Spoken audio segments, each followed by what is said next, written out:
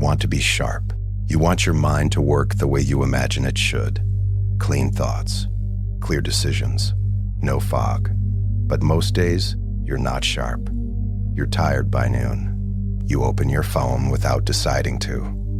You start tasks and abandon them. You tell yourself you'll focus tomorrow, or next week, or after you find the right routine.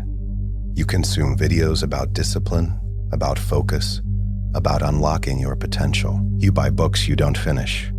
You download apps you stop using. And underneath all of it, there's this quiet, persistent feeling that you're capable of more, but you can't seem to access it.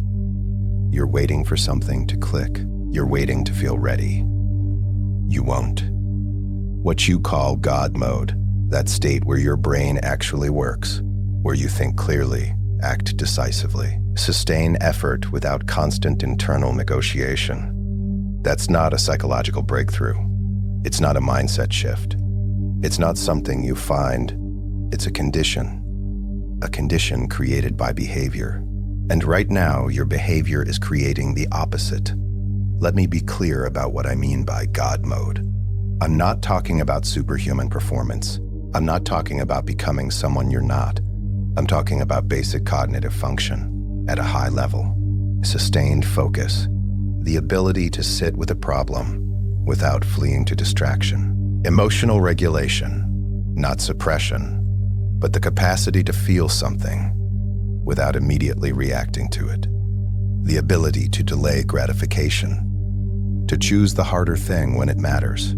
High signal, low noise thinking. The kind of mental clarity that lets you see what's actually happening instead of what you're anxious about or distracted by. This is not extraordinary.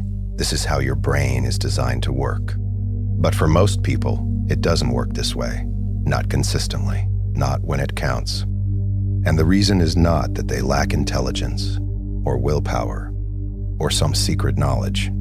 The reason is that their brain has been conditioned systematically over years to operate in a state of fragmentation, overstimulation, and reactive impulse. They have trained themselves, without realizing it, to be mentally weak. Your brain is not a static object. It's not a machine you're born with that either works or doesn't. It's adaptive. It responds to conditions. If you place it in an environment of constant stimulation, instant gratification, and minimal resistance, it will adapt to that. It will become optimized for distraction, for impulse, for the path of least resistance.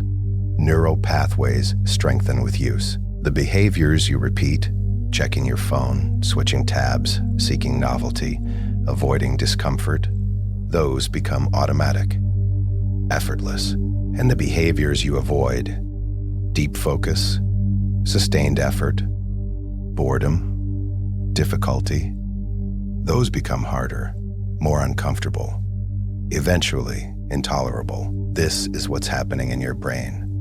The prefrontal cortex, responsible for executive function, decision-making, impulse control, it weakens with disuse. The dopamine system, meant to reward meaningful effort, becomes dysregulated by constant, cheap hits of stimulation. Your attention span, a trainable capacity, not a fixed trait, atrophies. You are not broken. You are not deficient.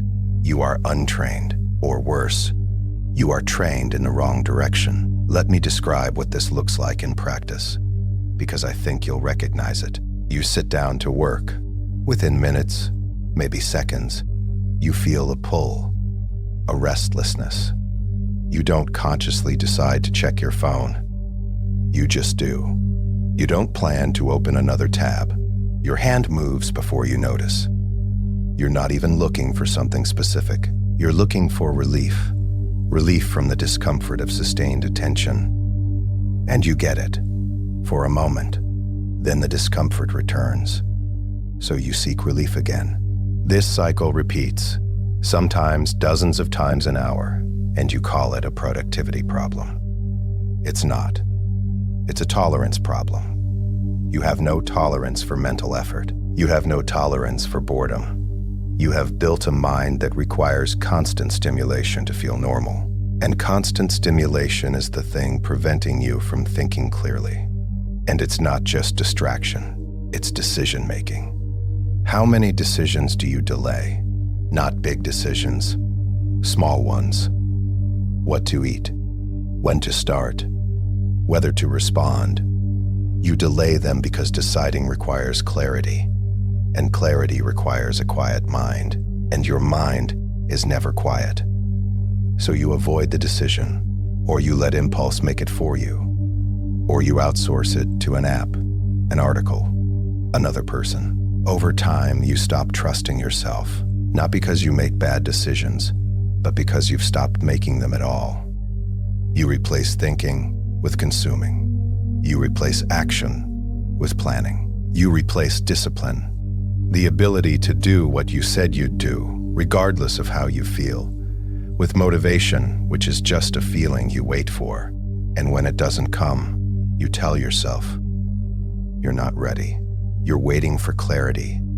You're waiting to feel inspired. But clarity doesn't come from waiting. It comes from action. Inspiration is not a prerequisite. It's a byproduct. Most people are not underpowered. They are overstimulated and undisciplined. Their brain has enough capacity, more than enough. But that capacity is being used to manage distraction, to suppress discomfort, to negotiate with themselves about whether to do the thing they already know they should do. This is exhausting. This is why you feel tired. Not because you're working too hard, but because you're working against yourself. Now let me tell you what happens if this continues. Not to scare you, not to moralize, just to describe the trajectory. Over the next few years, if nothing changes, your ability to focus will continue to deteriorate. Not suddenly, gradually. You won't notice it happening. You'll just notice that tasks that used to take an hour now take 3. That you used to finish books, and now you don't. That you used to make plans and follow through, and now you make plans and reconsider. Your attention span will shorten. Your tolerance for difficulty will shrink. Your emotional reactions will intensify. Not because you're becoming more sensitive, but because your capacity to regulate is weakening. Small frustrations will feel larger. Small setbacks will feel heavier. Your confidence will become performative. You'll talk about what you're going to do, what you're planning, what you're working toward, because talking feels like progress. But it's not. It's a substitute. And deep down, you'll know this. You'll feel the gap between the person you present and the person you are. That gap will widen. Decisions will become harder, not because the decisions are more complex, but because you'll have less trust in your ability to make them. So you'll delay. You'll seek more information. You'll ask for advice. You'll wait for certainty. But certainty doesn't come. And while you're waiting, time passes. Opportunities close. Relationships drift. The life you wanted to build stays theoretical. This is not dramatic. This is not worst case. This is default. This is what happens when you let your mind be shaped by comfort and stimulation instead of effort and discipline. You don't fall apart. You just drift. And drifting feels fine until one day you look around and realize you're somewhere you didn't choose to be. But here's the part that matters. This is not inevitable, and it's not someone else's responsibility to fix. No system will save you. No productivity app. No morning routine. No content creator. No framework. Those things can help, but only if you are already capable of sustained effort. And if you're not, they become another form of consumption, another way to avoid the actual work.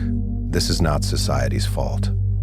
Yes, the environment is designed to capture your attention. Yes, technology is engineered to be addictive, but you are not a passive recipient. You have agency. You can choose what you expose yourself to. You can choose how you respond. Blaming the system is accurate, but it's also useless. Because the system isn't going to change for you. You have to change within it. This is not about morality. I'm not saying you're bad or weak or lazy. I'm saying you're untrained. And being untrained is fixable. The condition you want, God mode. It's not missing. It's not locked behind some secret. It's suppressed. Suppressed by the habits you've built, the environment you've created, the behaviors you've repeated until they became automatic. If you remove the suppression, the capacity returns. Not instantly, not easily, but it returns. Your brain wants to work well. It's built for focus, for clarity, for solving problems. But it will only do what it's trained to do. Right now, it's trained for distraction. You need to retrain it, not with information, with conditions. Here's what that actually looks like. First, reduce mental noise, not by meditating, not by being present. By removing the sources of constant stimulation, your phone, your feeds, your tabs, die the background noise, the notifications, the just checking. All of it is input. All of it requires processing. And your brain is spending enormous energy processing meaningless information. Cut the input, radically. For most people, this alone will restore a baseline level of clarity they haven't felt in years. But you won't do it because it feels extreme. It feels unnecessary. You'll tell yourself, you can manage it. You just need discipline. You're wrong. You can't discipline your way out of an environment designed to override discipline. Change the environment first. Second, train sustained attention. Not by trying to focus harder, by creating conditions where focus is required. Pick one task. Set a timer for 30 minutes. Do only that task.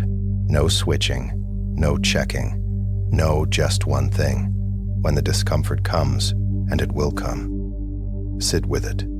Do not relieve it. This is the training. The discomfort is not a signal that something is wrong. It's the feeling of your brain adapting to a condition it's not used to. Do this daily. Increase the duration over time. This is not optional.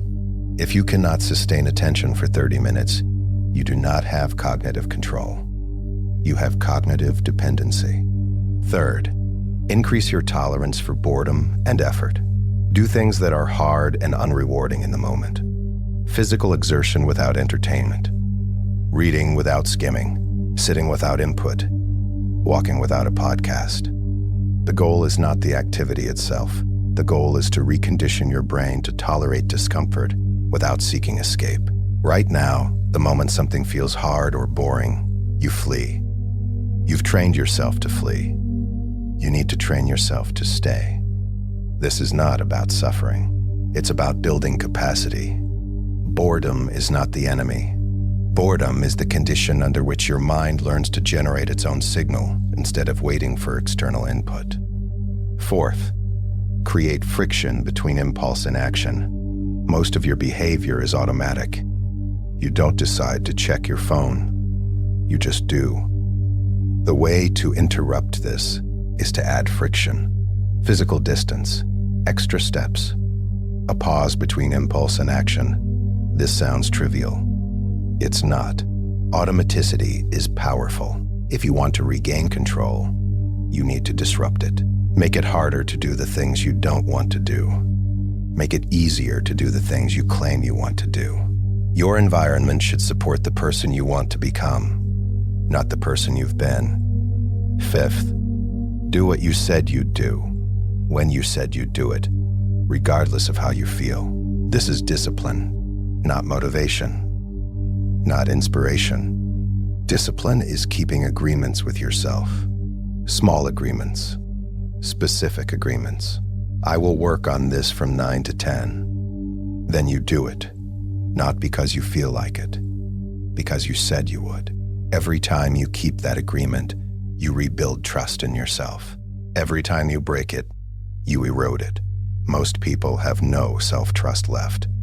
They've made and broken so many promises to themselves that they don't believe their own words anymore. You can rebuild this, but only through action, only through repetition. These steps are not complicated. They're uncomfortable, and you will resist them because discomfort is what you've been avoiding. But discomfort is not optional if you want clarity. Discomfort is the signal that you're building something. Without it, nothing changes. Let me end with this. You are not waiting for permission. You are not waiting for the right moment. You are not waiting for a feeling. You are choosing. Either you choose conditions that build clarity, or you choose conditions that build fog. There is no neutral. There is no pause. Your brain is always adapting. The question is, adapting to what? God mode is not a state you enter. It's a state you build. Slowly, through repetition, through discipline, through the accumulated weight of small choices made consistently over time. It's not exciting. It's not fast. But it's real. And it's yours if you're willing to do what's required. Most people aren't. But you're still listening. So maybe you are.